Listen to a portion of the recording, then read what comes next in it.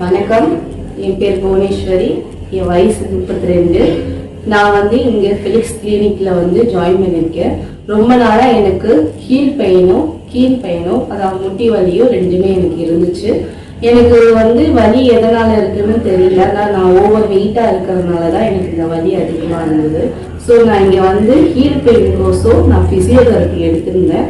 அது எடுக்கும் போது நான் 7 days கண்டினியூஸாக பார்க்கும்போது எனக்கு ஹீல் பெயின் நல்லா குணமாயிருக்கு.